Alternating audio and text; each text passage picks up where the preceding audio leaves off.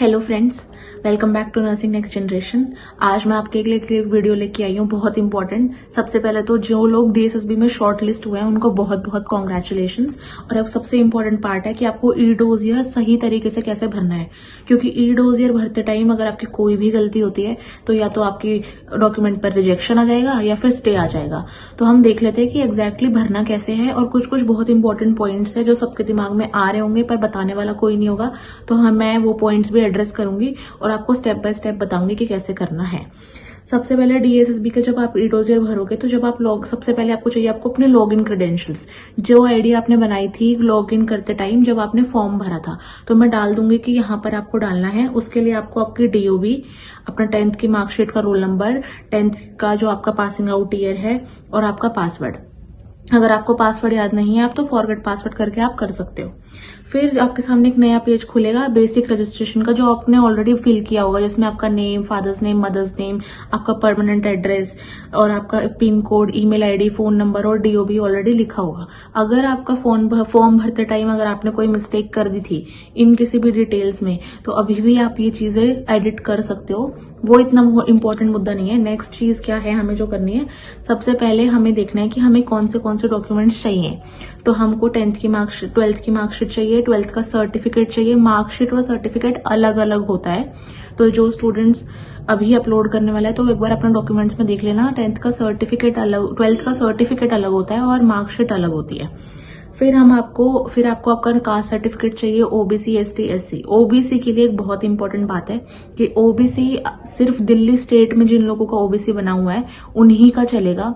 मतलब जो आपका ओबीसी सर्टिफिकेट है that should be issued by government of Delhi, not government of India. Centre का ओबीसी आप में नहीं चलेगा क्योंकि ये स्टेट लेवल की वैकेंसी थी, ठीक है।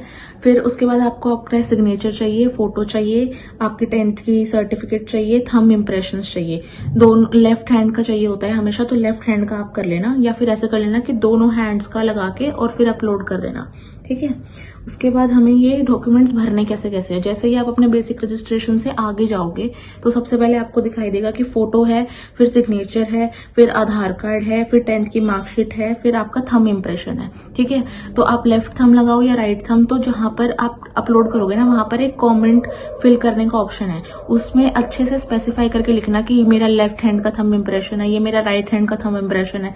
और अगर आप दोनों एक के ऊपर एक करके लगा रहे हो तो ऊपर वाला लेफ्ट है कि नीचे वाला लेफ्ट है, प्रॉपरली स्पेसिफिकली आपको स्पेसिफाई करना होगा इस चीज में, वरना फिर आपकी क्वेरी आएगी और आपकी डोजियर में आपको डॉक्यूमेंट वेरिफिकेशन में दिक्कत होगी, ठीक है। उसके बाद जो आपके पास कोई भी कास्ट सर्टिफिकेट है वो आपको फिल करना चाहिए। जो डीओबी वाले, दिल्ली ओबीसी वाले हैं जिनका नॉन क्रीमिलियर अपडेटेड नहीं है, वो वाला अपडेटेड नहीं वाला अपडेट मत करना, अपलोड मत करना। जो अपडेटेड वाला है आपका ओबीसी वही अपलोड करना। क्रीमिलियर का जो सर्टिफिकेट होता है वो ओनली 6 मंथ के लिए वैलिड होता है, तो अपने क्रीमिलियर के सर्टिफिकेट चेक कर लो, ठीक है। फिर आपका एजुकेशनल क्वालिफिकेशन आपको फिल करनी है, 12th की मार्कशीट, 12th का सर्टिफिकेट, ये दोनों अलग अलग है। फिर आपको हर सब्जेक्ट के मार्क्स डालने हैं और परसेंटेज, तो अपनी परसेंटेज पहले ही कैलकुलेट करके रख लेना भरने से पहले, ताकि उसमें कोई मिस्टेक ना हो, ठीक है। फिर आपको अपनी डिग्री या डिप्लोमा, अगर आपने जीएनएम किया है तो डिग्री डिप्लोमा अपलोड करना, और अगर आपने बीएससी नर्सिंग की है तो डिप्लोमा अपलोड कर लेना। उसके बाद आपकी मार्कशीट मांगी गई है डिग्री की, तो वो मार्कशीट भी उन्होंने थोड़ी ट्विस्ट करके मांगी है। उसमें इन लोगों ने क्या बोला है कि जो फर्स्ट ईयर की मार्कशीट और सेकंड ईयर की मार्कशीट है वो इकट्ठे डालनी है, तो उन दोनों मार्कशीट का फोटो लेके एक पीडीएफ बना के फिर अपलोड करना। ऐसे ही 3rd 4th ईयर की मार्कशीट इन लोगों ने मांगी हुई है, उसमें भी थोड़ा ट्विस्ट किया हुआ है ताकि बच्चे कंफ्यूज हो जाएं। तो ये आप बहुत अच्छे से करना ध्यान से, क्योंकि डीवी एक बहुत इंपॉर्टेंट चीज है जो आप अभी भरोगे ना ऑनलाइन, यही आपका चेक होगा, यही आप फिजिकली जब आपको हॉस्पिटल अलॉट होगा तो आपसे इसी के ऊपर क्वेश्चन पूछे जाएंगे, यही आपके डॉक्यूमेंट्स चेक होंगे, ठीक है। फिर अगर आपने अपना डीएनसी का रजिस्ट्रेशन अपलोड करना है, अगर आप ऑलरेडी वर्किंग हो, आपने एनओसी देके पेपर दिया था तो वो एनओसी अपलोड होगी। फिर admit card with thumb impression and signature, जब आप एग्जाम देने गए थे तो आपका थंब इम्प्रेशन और सिग्नेचर हुआ था एडमिट कार्ड पे, वो वाला एडमिट कार्ड आपको अपलोड करना है। अब अगर किसी के पास नहीं है तो उस कॉलम को खाली मत छोड़ देना, क्योंकि ये बहुत इंपॉर्टेंट डिटेल होती है। एडमिट कार्ड आपका होना ही चाहिए, दैट इज अ प्रूफ कि आपने वो एग्जाम दिया है। अगर आपका खो गया है तो ऑनलाइन एफआईआर फाइल करो या ऑफलाइन जाके एफआईआर फाइल करो, FIR की कॉपी अपलोड करना कि मेरा एडमिट कार्ड ऐसे ऐसे खो गया है, ऐसे करके उसको खाली बिल्कुल मत छोड़ना, क्योंकि ये बहुत इंपॉर्टेंट डॉक्यूमेंट है। ठीक है, अब हम बात कर लेते हैं कि DNC रजिस्ट्रेशन। DNC रजिस्ट्रेशन, ये जो आपका नर्सिंग काउंसिल का रजिस्ट्रेशन है, वो 5 साल में रिन्यू होना होता है। 5 साल में अगर आपका रिन्यू नहीं है और डीएक्टिवेटेड है, तो डीएक्टिवेटेड वाला, एक्सपायर्ड वाला सर्टिफिकेट प्लीज अपलोड मत करना, क्योंकि उसमें आपका स्टे या रिजेक्शन आ जाएगी, या फिर रिजेक्ट ही हो जाएगा आपका ई-डोसियर। उसके लिए आपको क्या करना है, आप DNC, अभी ऑनलाइन रजिस्ट्रेशन होना शुरू हो गया है DNC का। मैंने रिसेंटली अपना रजिस्ट्रेशन कराया था, तो ऑनलाइन होता है, everything is online, by post वो आपको भेज देते हैं। तो उसमें आपको क्या करना है, DNC की वेबसाइट पे एक नंबर है, या आप उनको मेल भी कर सकते हैं। वो लोग मेल का रिप्लाई करते हैं, मेल हमेशा देखते हैं। तो जो उनकी वर्किंग टाइम्स है वो है सुबह 10 बजे से शाम को 5 बजे तक। उनको मेल कर दो अपना DNC सर्टिफिकेट का फोटो, अपना शॉर्ट लिस्टेड वाली जो लिस्ट में आपका नाम आया है वो स्क्रीनशॉट उनको शेयर कर दो, और उनसे पूछ लो कि व्हाट इज द प्रोसेस, हमें कैसे कैसे फॉलो करना है और क्या करना पड़ेगा रिन्यू करने के लिए। अगर आपके पास क्रेडिट आवर्स नहीं है, जिसके भी DNC सर्टिफिकेट एक्सपायर्ड है और क्रेडिट आवर्स पूरे नहीं है, उसके लिए मैं एक शॉर्ट डालूंगी कि आपको क्रेडिट आवर्स कैसे पूरे करने हैं, और इजीली आप अपने क्रेडिट आवर्स पूरे कर पाओगे। क्रेडिट आवर्स, CNE जो चाहिए होते हैं रिन्यू करने के लिए, वो शॉर्ट आप एक बार चेक कर लेना। मैं इस वीडियो के आई बटन में भी डाल दूंगी वो शॉर्ट। ठीक है, उसमें क्या करना है आपको कि DNC यूजुअली आपको 6 मंथ का टेम्परेरी इशू कर देगा। ठीक है, फिर आपका जब आपने क्रेडिट आवर पूरे कर लोगे तो आप वो दोबारा रिन्यू कर सकते हो। तो जो रिन्यू वाला 6 मंथ का टेम्परेरी जो आपको DNC वाले देंगे, वे दे वर्क वेरी फास्ट, वो आपको 1-2 दिन के अंदर करके दे देंगे। तो वो आप अपना अपलोड करना इंस्टेड ऑफ एक्सपायर्ड वाला अपलोड करने के लिए। अब इसमें एक ये क्लॉज भी है कि जो दूसरे स्टेट के स्टूडेंट्स है, या जो दूसरे स्टेट के कैंडिडेट्स है जो दूसरी नर्सिंग काउंसिल्स में रजिस्टर्ड है, आप 15 दिन के अंदर तो माइग्रेट नहीं करा पाओगे। 15 दिन के अंदर माइग्रेशन होना इम्पॉसिबल है, क्योंकि एक नर्सिंग काउंसिल से दूसरी नर्सिंग काउंसिल बात जाएगी, इतना आसान नहीं होता है। तो उससे पहले अच्छा है कि आप अपनी जिस भी रजिस्टर्ड नर्सिंग काउंसिल में हो ऑलरेडी, उसी नर्सिंग काउंसिल से उसको रिन्यू कराओ, और अपडेटेड एक्टिव जो आपका रजिस्ट्रेशन है उसे अपलोड करो। उसके बाद अब वो आपसे अंडरटेकिंग साइन कराएंगे, और अंडरटेकिंग साइन कराने के बाद अपना DNC, आप अपना रजिस्ट्रेशन दूसरी स्टेट काउंसिल से DNC में आराम से करवा सकते हो। कोई ऐसी परेशानी वाली बात नहीं है। ठीक है, तो ये चीजें आपको ध्यान रखनी है।